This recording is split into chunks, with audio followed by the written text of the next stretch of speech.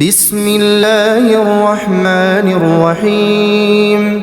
الرحمن علم القرآن خلق الإنسان علمه البيان. الشمس والقمر بحسبان والنجم والشجر يسجدان والسماء رفعها ووضع الميزان ألا تطغوا في الميزان وأقيموا الوزن بالقسط ولا تخسروا الميزان والأرض وضعها للأنام فيها فاكهة والنخل ذات الأكمام والحب ذو العصف والريحان فبأي آلاء ربكما تكذبان. خلق الإنسان من صلصال كالفخار وخلق الجان من مارج من نار فبأي آلاء ربكما تكذبان. رب المشرقين ورب المغربين فبأي آلاء ربكما تكذبان. مرج البحرين يلتقيان بينهما برزخ لا يبغيان فبأي آلاء ربكما تكذبان. يخرج منهما اللؤلؤ والمرجان فبأي آلاء ربكما تكذبان. وله الجوار المنشآت في البحر كالأعلام فبأي آلاء ربكما تكذبان. كل من عليها فان كل من عليها فان ويبقى وجه ربك ذو الجلال والإكرام فبأي آلاء ربكما تكذبان. يسأله من في السماوات والأرض كل يوم هو في شأن فبأي آلاء ربكما تكذبان. سنفرغ لكم أيها الثقلان فبأي آلاء ربكما تكذبان. يا معشر الجن والإنس إن استطعتم أن تنفذوا من أقطار السماوات والأرض فانفذوا لا تنفذون إلا بسلطان فبأي آلاء ربكما تكذبان.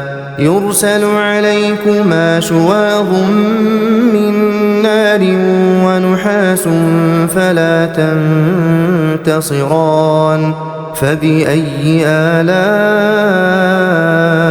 ربكما تكذبان. فإذا انشقت السماء فكانت وردة كالدهان فبأي آلاء ربكما تكذبان. فيومئذ لا يسأل عن ذنبه إنس ولا جان فبأي آلاء ربكما تكذبان. يعرف المجرمون بسيماهم فيؤخذ بالنواصي والأقدام فبأي آلاء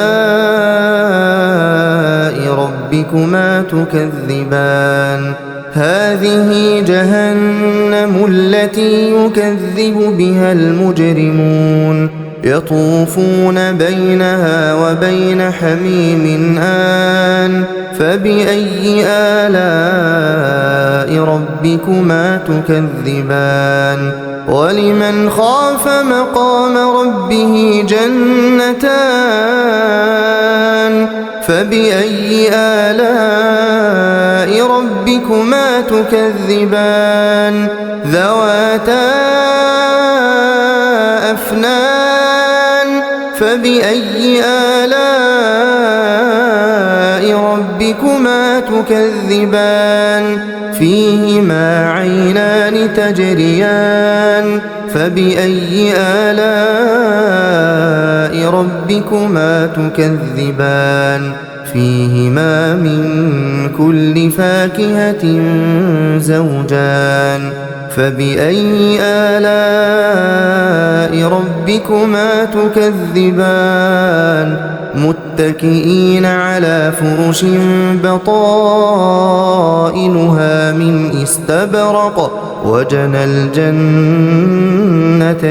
دان فبأي آلاء ربكما تكذبان فيهن قاصرات الطرف لم يطمثهن إنس قبلهم ولا جان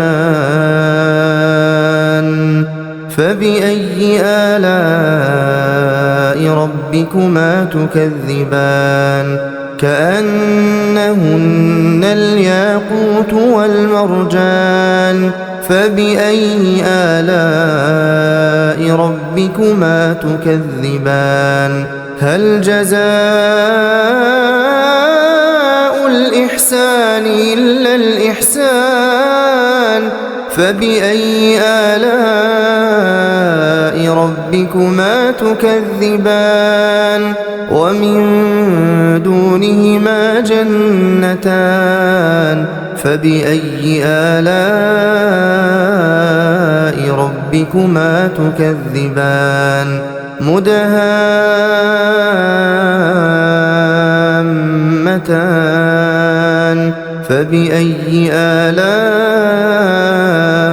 ربكما تكذبان فيهما عينان نضاختان فبأي آلاء ربكما تكذبان فيهما فاكهة ونخل ورمان فبأي آلاء ربكما تكذبان فيهن خيرات حسان فبأي آلاء ربكما تكذبان حور مقصورات في الخيام فبأي آلاء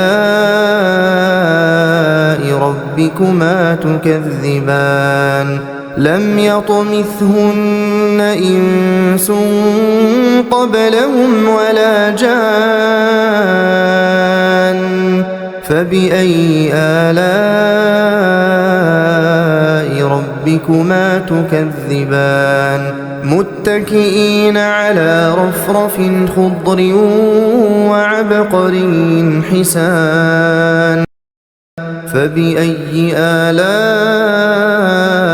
ربكما تكذبان تبارك اسم ربك ذي الجلال والإكرام